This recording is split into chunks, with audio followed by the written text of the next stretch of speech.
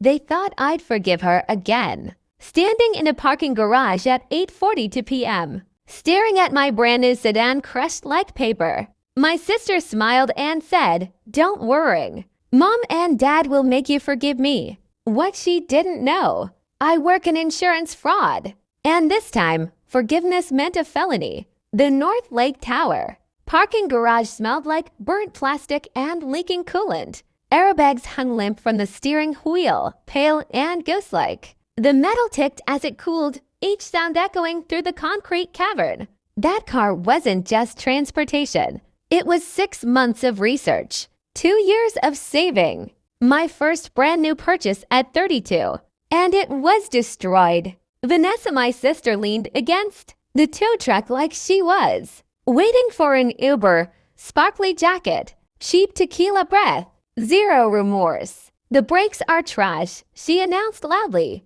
I barely touched them.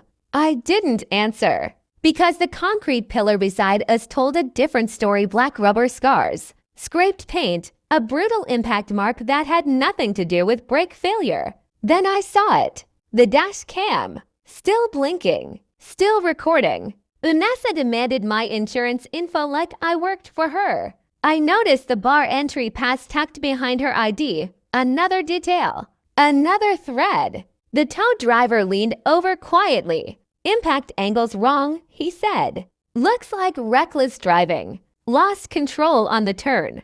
Vanessa rolled her eyes. Whatever. "Mom and Dad will handle it." That's when it clicked. She wasn't lying to me. She was relying on the system. In my family, consequences were optional if you were Vanessa. Sunday dinners were cover-up meetings. Every disaster was reframed. Not a mistake, a phase. Not irresponsible, just misunderstood. When she wrecked Dad's car at 16, they paid the neighbor and told me to focus on my grades. When she maxed out her credit cards at 21, they asked me to put her on my account because I was responsible. My stability was always the solution to her chaos. But this time, the asset was mine. The policy was mine. And the data didn't care about family guilt. Back in the garage, I opened my car's app.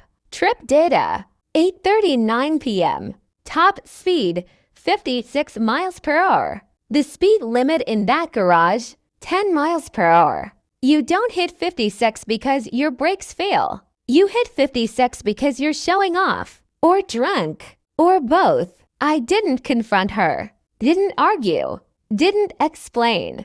I took a screenshot because facts don't need permission. At Northbridge Mutual, I lead compliance and special investigations. My job is simple. Follow the data. We don't believe stories. We verify them. Every vehicle we insure logs speed, GPS, braking force. Dash cams don't forget. Servers don't get emotional. Data doesn't bend for parents or sisters or Sunday dinners. That night, lying in bed, my phone was silent. I knew the calls were coming. They'd ask me to forgive, which really meant pay the deductible, accept the premium hike, erase the record, lie. But forgiveness in my family was never about healing. It was about transferring consequences. And I was done paying. Because this time, the truth wasn't negotiable. It was time-stamped.